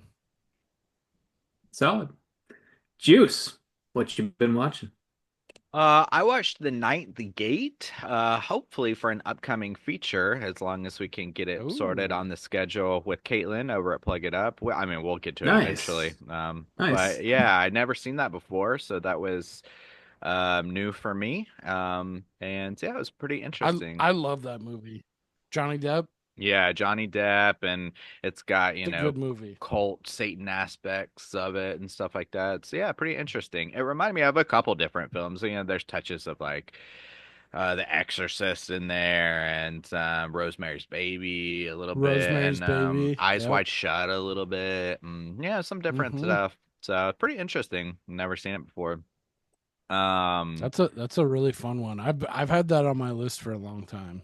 Yeah, yeah. So hopefully me and Caitlin will be covering that quite soon. Um, and the only other thing I watched was a movie called The Gorge, which is a new one. It's Oh, an Apple TV exclusive Apple. with yeah, Miles Teller and Anya Taylor-Joy.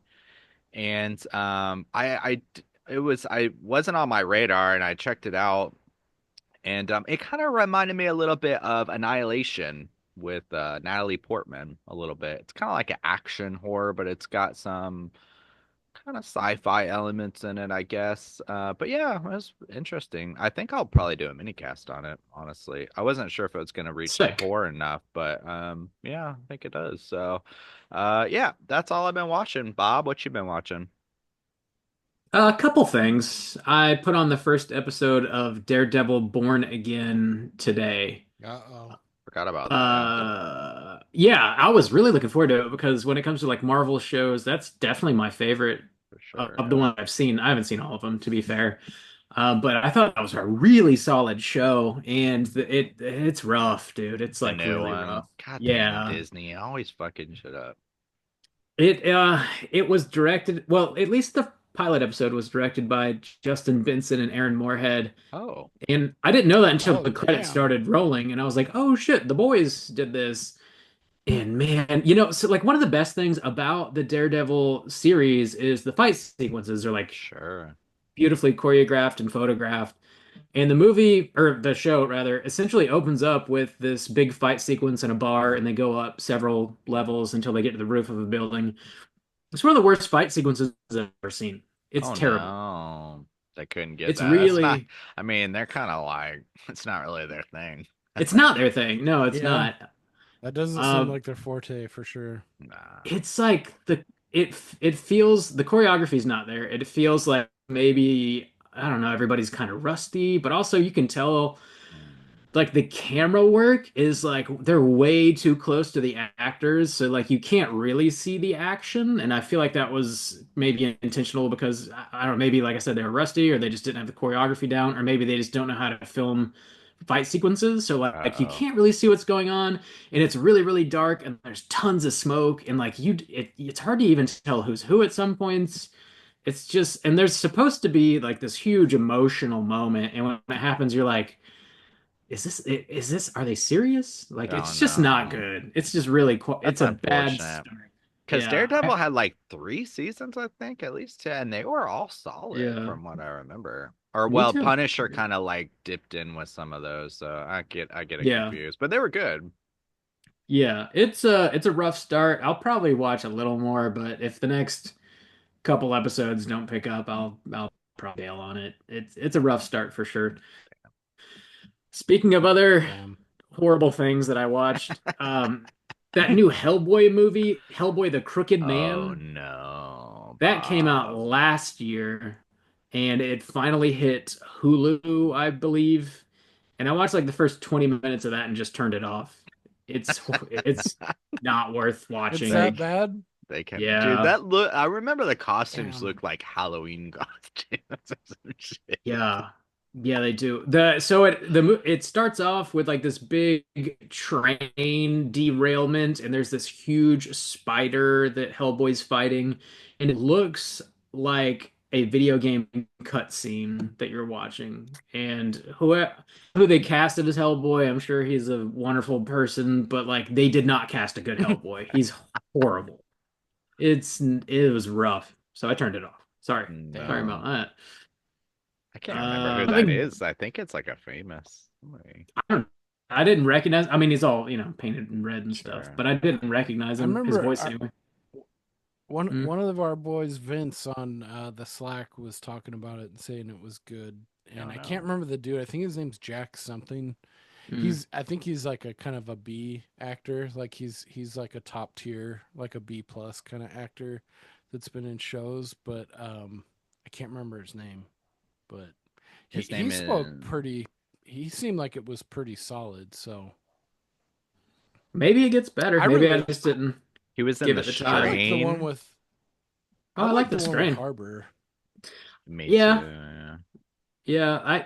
I like it pretty well. It's not as good as the Ron Perlman movies, but I don't think it's as bad as a lot of people made it out to be Oh necessarily. no, that's why. Oh, I like the Ron Promo. Sorry, I was kind of reading. No, I didn't like that other one. Ooh, I think we Yeah, reviewed it, didn't Uh, we, Bob? we did. Yeah, we you did. guys did. I do like And the it Ron didn't pick Perlman up for one. anyone till like the end, like when it started getting really like hardcore. Yeah, yeah. Hmm. And I'm right on the same wavelength with it, but yeah, I don't know if I'll check out the new one. Yeah, it's rough. Maybe it gets better. Like I said, it's kind of unfair for me to shit on it totally because I didn't even finish it. But so, take my review with a grain of salt, I suppose. But the opening didn't grab me. Something good that I had been watching is a YouTube show that's it's a interview show that's hosted by David Dalsmalchin called Grave Conversations. Have you guys seen that on Oh YouTube? yeah, yeah, I've It's seen a pretty couple cool. of them. He He um seems like a good hang, just in general. he does, doesn't he? It's an interesting format. So the interview show, he has famous people on a show, and they're both lying down in coffins, so they're not actually making eye contact. And the interview show is almost entirely, asking questions about death, related to death. And Tell me your the life episodes are like, story. Yeah, they're like it starts off, loosey goosey and silly with the questions, but it does kind of get really heavy really fast. And I want to say the shows overall are like maybe 15 minutes, 12 minutes. They're not super long, but he's got like three or four different little segments that he does with different questions. And the very final question that he asks is for them to give a eulogy, like eulogy, like eulogize themselves, and they just have to do it on the Damn, spot, which like that's not an that's easy pretty thing to do, I brutal. wouldn't imagine. But these are he's Yeah. essentially interviewing actors that are used to improv and stuff like that. So they Be usually come up brutally with honest with yourself right now yeah. about your He even entire he By life. your cues death. he Yeah. he cues it Go. up like that. He's like, I don't want you to think too long and hard about this. Don't take it too seriously, but do also understand this is the most important speech you'll ever give in your entire life, and these Yeah. are the final words anybody's ever going to hear you say about yourself. And then he goes, one, two, three, Look, how go. much And time you got, fella? he gives you a minute. He gives you 1 minute to do it. So God. that's pretty cool. He recently had Matthew Lillard on there. And Oh if you boy. didn't already like Matthew Lillard, watch his episode and you will. I promise. It's really, really kind of heart. It grabs your emotions, grabs you by the feels, Your pulls on your heart heartstrings. So cockles. your heart cockles. Check it out. Yeah. Fuck. Grave Conversations. Good shit. All right. That's it. That's it for me. That's what I've been watching. We do have one other voicemail we got to get to, so let's jump on over into our hotline screams.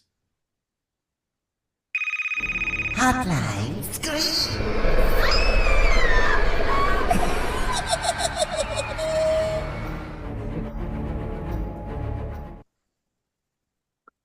If you guys are listening and would like to call and leave a voicemail to be featured on next week's show, hit us up at 904-638-3231.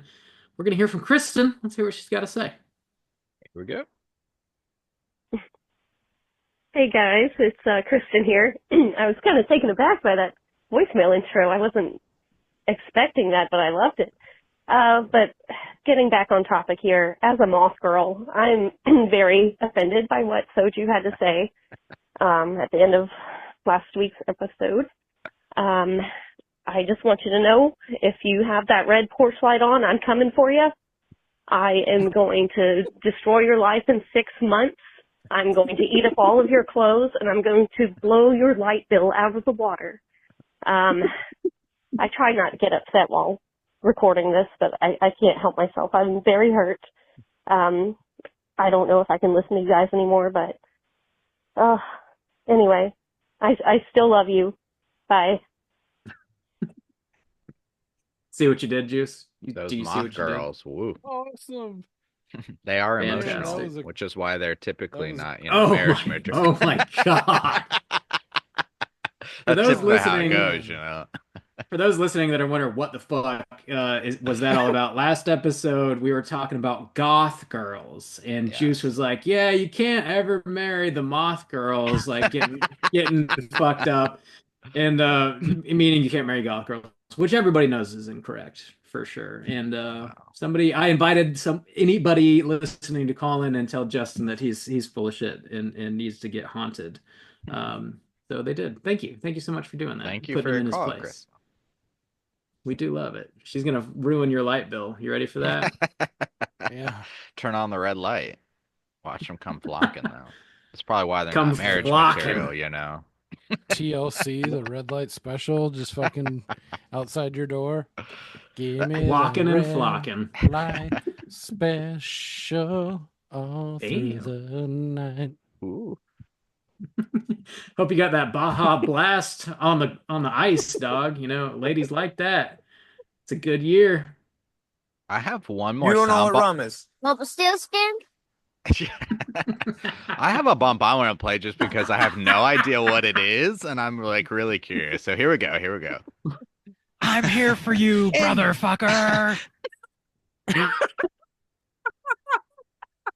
Well, that's what it is. I don't know what that is Yes. from. Rumpelstiltskin's a good man. Yes. Dude, there's a couple bumps I've recommended over the years to Randy. I don't know if he's used them, but I wish I could remember one of them now. There's one of you, Bob, that's just fucking awesome. I can't remember it for the I life say a of me. lot of Fuck. dumb shit, so Fill me up, Diddy. No, that's it. I thought that might be Bob. I thought that might be a perfect placement, but it was not. see, Randy says dumb shit too. Look at that. Hit all the Randy bumps while he's not here. All three of you, yeah. You see any other ones I think on that's there? all I got, Fill actually, to be me honest. up, Diddy. Oh, that was man. good. Just fucking Good roast his times.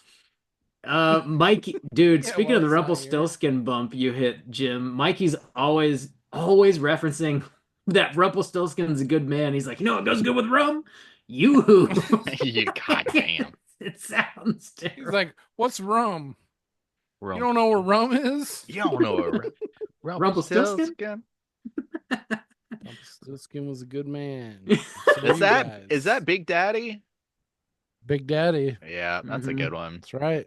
Nailed it. What are you, my therapist? Take a walk. Nice parenting. Or when he pisses on the wall and he's like, "You want to write your name on the wall? Take a walk." What's your name? I'll write it. God, I can't wait. I can't wait to do that with my son. Just piss on a fucking wall in public. God. Just writing people's names. I thought I lost Thanks for you. calling, Kristen. Definitely good to hear from you. Again, if you guys calling, are Kristen. if you guys are listening and want to call in for next week, hit us up at 904-638-3231. Tell Juice he's full of shit. Full Again. of dog shit. Just keep doubling down. doing it. That was a great call. That was a great Yeah. call. For sure. I laughed was my good. fucking ball sack off. It's true. The only His thing that ball could top sack's it gone. Is it? Yeah. The extraterrestrial is gone.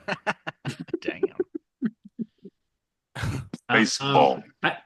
I still want to The only hear thing that about could top the only thing that could top it is a Hugh Janus. Oh man, Hugh you Janus throwing out the voicemail? Janus Ooh. signal. You gotta throw it up if you want a Janus. the butthole in the sky, the Hugh Janus signal. I'll do it. All right. I'll get on the second floor of my house and Jim's throwing up the Janus signal. Just fucking put your ass in the air. We'll see if he shows Yeah. up next week. fucking We never know because I There don't you know. go. He's such a man of mystery. I don't know if he listens every Yeah. week or not, but we'll He see. may or may not. I don't know. No. He'll eventually get the signal. I'm still wanting to hear about the weird St. Patty's Day stories that I know you people out there have. Oh, Everybody's there got you a go. weird St. Patty's Day story. Or make one this weekend and then call in Yeah, before the or show. have next one. week. Yeah. Make some memories. This is for you, straight chilling. I'm doing some Gets weird arrested. shit right now. Real weird shit. This is my one phone I've call thought from about it. prison. I'm pretty sure I've I've blacked out or something's happened every time I've had a good one, so I can't even tell. Can't even remember. Yeah, maybe that's the problem we're running into. I bet Hugh Janus has one weird St. Patty's Day He's story. gotta. Janus, what He's you doing got on one. St. He's Patrick's stationed Day? over in Germany or something. What you he's got doing? some Yeah. wild During the shit, I'm First sure World of it. War. Yeah, I'd bet my life on it.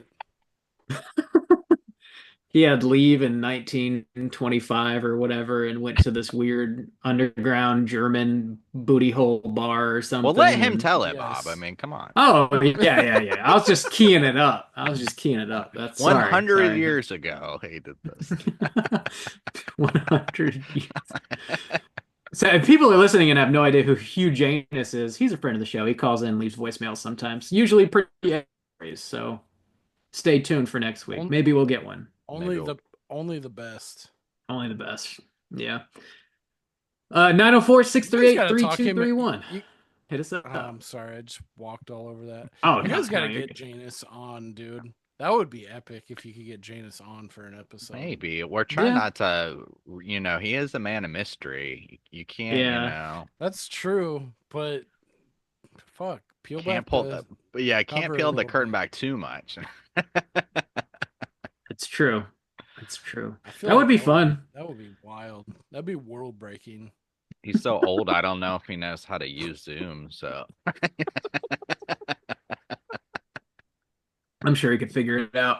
I don't know. Yeah, let's old people shame him right now. To We'll just have to prove call. he's Yeah, wrong. we'll have to. Yeah, we'll have to send Fucking someone over asshole. to You his can't even house to open a set up PDF, I his. bet. Hugh Janus. Hey, Whoa, damn. Juice, you're an IT guy now. You can do that, right? You I got guess that. so. You Yeah. got that. You got that covered. We are talking about the winner of the March poll next Oh, week, which was Pirates of the Caribbean: Curse of the Black Pearl from 2003. Juice, this was your takeover poll. So this is all on you, brother. it All was, on. and it was one that I specifically wanted to do a creature comforts with a very special guest. So as long as everything goes planned, she'll be joining us next week, our Disney expert, Nicole. So if you Right have any on. questions for Nicole, also call in, or just praises to give her. Yeah, do that too, She should be on next week. for sure. What is it? Save the rum? Save it. That's Where's it, all right? the rum gone? Oh, the Where's the rum gone? Yes, savvy, Yep. etc., Save the you rum. killed it, etc. Bob. Yes, savvy. Yes, savvy. Is that Johnny Depp on Where's the rum gone? at Bob's house? There's a grumpy in my bed. Oh, Yeah, God. that's where the rum's gone with the along with the grumpies in the master When you bedroom. when your bed's full of shit and rum, you're having a bad time. That's not that's Sounds not like what a you want. hot Or Friday or night a for good me. time. Or, Hey, well, depending on what you're into, you're right. It could be the best Yeah, time nope. actually. No The glass kink bottom shaming. boat when your wife is just slamming rum Yeah. while standing up there. God damn, You that's know, a it could woman be right there.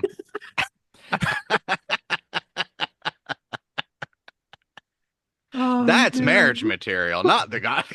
Yes. Put a fucking ring on it, fella.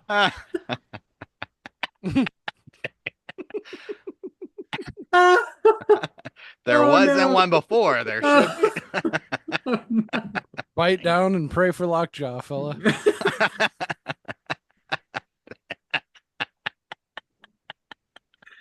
Oh no. Oh no. Well, that was 13 Oh. Ghosts. Oh, thanks for tuning in. Check out Pirates of the Caribbean next week. Curse of the Black Pearl.